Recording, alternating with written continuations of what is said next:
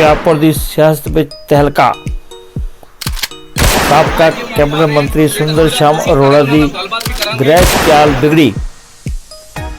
Vigilance ਵਿਭਾਗ ਨੇ ਰਿਸ਼ਵਤ ਦੇ ਦੋਸ਼ ਵਿੱਚ ਕੀਤਾ ਗ੍ਰਿਫਤਾਰ। ਹੁਸ਼ਿਆਰਪੁਰ ਦੀ ਅਦਾਲਤ ਵੱਲੋਂ ਵੀ ਸੰਮਨ ਹੋਏ ਜਾਰੀ।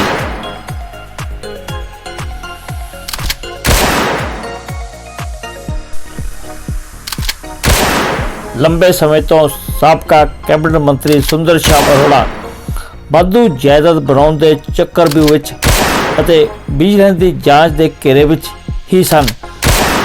ਇਸ ਦੇ ਚੱਲਦਿਆਂ ਦੇਰ ਰਾਤ ਵਿਜੀਲੈਂਸ ਬਿਊਰੋ ਨੇ ਸਾਬਕਾ ਮੰਤਰੀ ਸੁੰਦਰ ਸ਼ਾਮ ਅਰੋੜਾ ਨੂੰ ਉਸ ਵੇਲੇ ਗ੍ਰਿਫਤਾਰ ਕਰ ਲਿਆ ਜਦੋਂ ਬਿਊਰੋ ਦੇ ਸਹਾਇਕ ਇੰਸਪੈਕਟਰ ਜਨਰਲ ਨੂੰ 50 ਲੱਖ ਰੁਪਏ ਦੀ ਰਿਸ਼ਵਤ ਦੇਣ ਦੇ ਮਾਮਲੇ ਵਿੱਚ ਗ੍ਰਿਫਤਾਰ ਕਰ ਲਿਆ। ਹੋਰ ਜਾਣਕਾਰੀ ਮੁਤਾਬਕ ਹੁਸ਼ਿਆਰਪੁਰ ਦੀ ਇੱਕ ਅਦਾਲਤ ਨੇ ਇੱਕ ਕੇਸ ਵਿੱਚ ਗਵਾਹ ਦੇ ਤੌਰ ਤੇ ਸੰਮਨ ਜਾਰੀ ਕੀਤੇ ਹਨ। ਜਲਦ ਹੀ ਸਾਬਕਾ ਮੰਤਰੀ ਹੁਸ਼ਿਆਰਪੁਰ ਦੀ ਮਾਣਯੋਗ ਅਦਾਲਤ ਵਿੱਚ ਪੇਸ਼ ਹੋਣਗੇ। ਵਿਜੀਲੈਂਸ ਬਿਊਰੋ ਵੱਲੋਂ ਸੁੰਦਰ ਸ਼ਾਮ ਅਰੋੜਾ ਦੀ ਗ੍ਰਿਫਤਾਰੀ ਤੋਂ ਬਾਅਦ ਹੁਸ਼ਿਆਰਪੁਰ ਦੀ ਸਿਆਸਤ ਗਰਮਾ ਗਈ ਹੈ। ਇਸ ਬਾਰੇ ਸਿਆਸਤਦਾਨਾਂ ਦਾ ਕੀ ਹੈ ਕਹਿਣਾ, पूरी खबर देखो।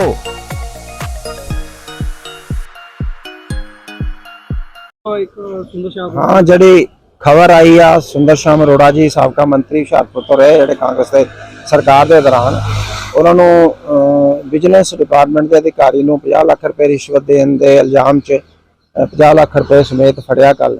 ਸੋ ਇਹਦੇ ਬਾਰੇ ਕੋਈ ਵੀ ਕਮੈਂਟ ਕਰਨਾ ਹਾਲੇ ਜਲਦਬਾਜ਼ੀ ਹੋਊਗੀ, ਪਰ ਜਦੋਂ ਇਹ ਮੰਤਰੀ ਸੀਗੇ ਉਦੋਂ ਜ਼ਰੂਰ ਇਹਨਾਂ ਤੇ ਇਲਜ਼ਾਮਬਾਜ਼ੀ ਲੱਗੀ ਸੀ। ਭਾਰਤੀ ਜਨਤਾ ਪਾਰਟੀ ਦੇ ਵੀ ਲੀਡਰਾਂ ਵੱਲੋਂ ਲੱਗੀ ਸੀ, ਆਮ ਆਦਮੀ ਪਾर्टी ਦੇ ਲੀਡਰਾਂ ਵੱਲੋਂ ਵੀ ਲੱਗੀ ਸੀ कि इन्होंने अपने डिपार्टमेंट च काफ़ी घपले किए हैं। ये गिरफ्तारी जो हुई है इनके किए कर्मों पर हुई है। इन्होंने यथार्थ संपत्ति पंजाब के लोगों की लूटी, राज्य के नाम पे लूटी, राज और सेवा के नाम पे लूटी। और आज अगर इन्होंने काला धन ना बनाया होता तो कभी रिश्वत देने ना जाते। इनको पता था मेरे पास हजारों करोड़ों की संपत्ति है, अगर विजिलेंस से उसकी पूरी जांच होती है तो मैं कभी भी छूट नहीं सकता, इसलिए रिश्वत देने गया। और मैं विजिलेंस के अपने ऑफिसर्स की, पंजाब सरकार के हमारे जितने विजिलेंस के ऑफिसर हैं उनकी जितनी सराहना करूँ वो कम है। मानयोग मुख्यमंत्री भगवंत मान जी ने वो विजिलेंस ऑफिसर लगाए हैं जिनको कोई खरीद नहीं सकता। अगर बात की जाए तो इनकी मोहाली और चंडीगढ़ में जो जेसीटी घोटाले चले जिसके कारण इनको मंत्री पद से भी हटा दिया गया था, इसके बारे में इनकी सरकार ने ही इन पे दोष लगाया था कि जो अटॉर्नी जनरल थे आरोप लगाया था कि ये करप्ट है, उनके केस खोले थे। फिर इसके बावजूद भी ये बीजेपी में शामिल हो गए इस डर से कि शायद ईडी न ले। इसके बारे में सर कहीं ना कहीं बीजेपी के साथ कोई दाग नहीं लग रहा कि उनका मौजूदा जो है एक जो ज्वाइन किया है बीजेपी को एक बहुत बड़ी पार्टी को छोड़कर, तो इस तरीके से वो गिरफ्तार हुआ है। देखिए जो बीजेपी के आगे बहुत बड़ा क्वेश्चन है कि एक आदमी जो घोटालों में संलिप्त था उसको उन्होंने क्यों आफ्टर ऑल ज्वाइन कराया? क्या ईडी ने उसको चिट्ठी नहीं निकाली थी? क्या ईडी अपनी चिट्ठियां भूल गई थी कि हमने इसको सुंदर शाम अरोड़ा को चिट्ठियां निकाली? ये तो कहता मेरे पास कोई चिट्ठी नहीं है उनकी कोई। तो ये एक बड़ा क्वेश्चन बीजेपी के लीडरों के आगे है, चाहे वो लोकल लीडरशिप हो या उनकी सेंट्रल लीडरशिप है, उनके आगे बहुत बड़ा क्वेश्चन है कि आफ्टर ऑल उन्होंने ऐसे एक रिश्वतखोर जो अथाह संपत्तियों में लिप्त मंत्री, काला धन उसके पास है, अथाह संपत्तियां, उसको उन्होंने किस लिए शामिल कराया था?